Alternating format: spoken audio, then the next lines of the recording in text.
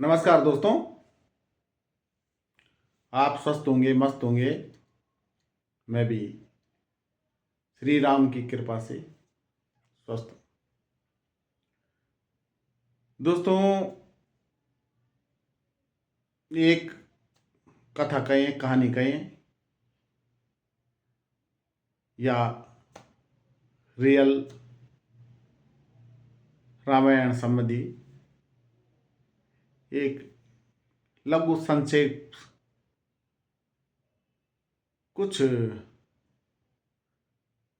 शब्द हैं मेरे पास जो मैंने रामायण से पढ़े हैं, लिए हैं, ये कह सकते हैं।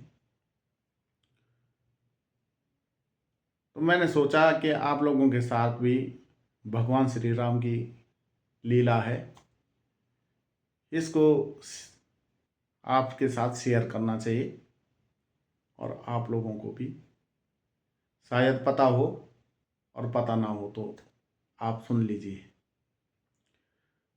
दोस्तों, एक बार क्या हुआ, जब माता सीता की खोज करने के लिए भगवान श्री राम और उनकी सेना और हनुमान जी जावंत नील नल समुद्र तट पे पहुंचे।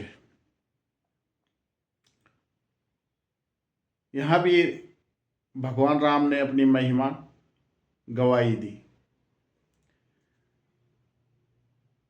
तो दोस्तों, क्या होता है कि जब तट पे पहुंचे तो राम से तो जो पुल बनाना था कि भाई कुछ लोग तो चले जाएंगे, जो बानर जाति है, रीछ जाति है, वो तो समुद्र पार कर भी सकती है, जो उसमें सक्षम और दैवी शक्ति वाले बानर है, पार कर देंगे। लेकिन जो मानव जात थी भगवान श्री राम के साथ, इंसान रूपी थे जो सेना में शामिल, वो लोग इतने बड़े सेतु स्तंभ को, समुद्र को कैसे पार करेंगे? ये बहुत बड़ी विकट समस्या आ गई थी। वैसे तो भगवान थे, कुछ भी कर सकते थे, लेकिन भगवान ने कभी ये नहीं बताया कि मैं भगवान हूँ। भगवान इंसानी के रूप में आए थे, इसीलिए पुरुषोत्तम कहे गए और दुनिया को दिखाया कि मैंने भी हर कष्ट झेला, आप लोग भी झेलें जितना आपके भाग्य में है। तो भाग्य बोलते हैं कि भगवान अपना भाग्य भी नहीं बदल पाए, उनको भी 14 वर्ष तक वनवास झेलना पड़ा और बाकी जो कुछ हुआ वो आपको पता है। लेकिन इस रामायण काल में, जो रामायण का है, इसमें तरह तरह की चीज़ें हैं, तरह तरह की चीज़ें हैं। हम सीधा देखते हैं कि भगवान श्री राम शादी हुई और उसके बाद बन गए, बन के बाद रावण को मारा और रावण के बाद सीधा घर आए और उसके बाद राज तिलक हुआ। ये तो संक्षेप रामायण हुई। लेकिन इस रामायण में अनंत चीजें हैं, अनंत। कोई भी व्यक्ति भगवत गीता हो या रामायण हो, जितनी बार पढ़ेगा उतनी बार उसको कुछ नया मिलेगा और उसके जीवन में उतना ही परिवर्तन होगा। ये हकीकत है।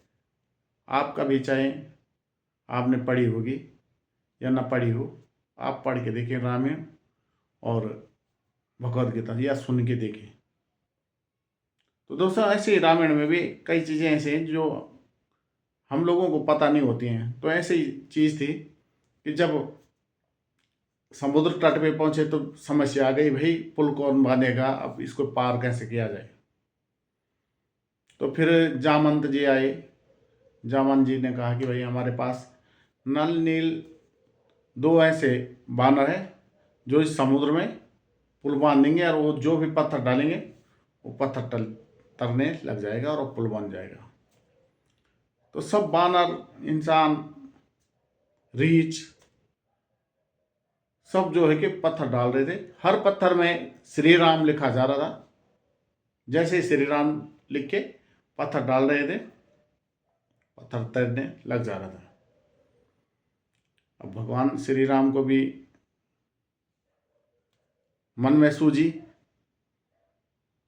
तो उन्होंने हनुमान जी को पास बुलाया और हनुमान जी से कहे कि हे हनुमान,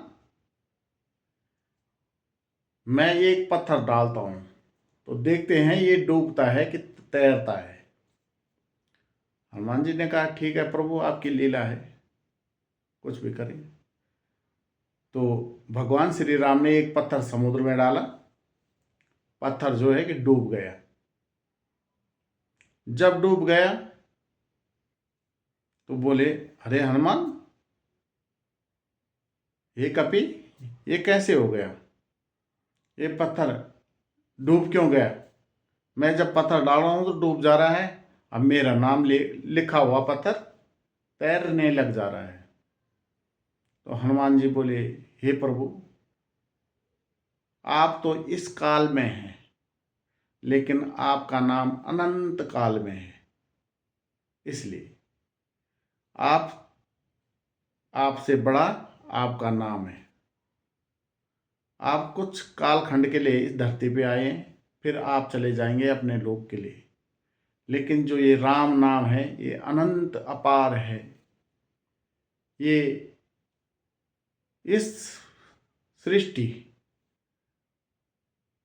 त्रिलोक में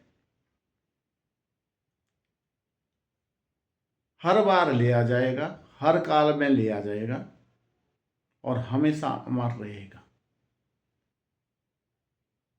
और प्रभु,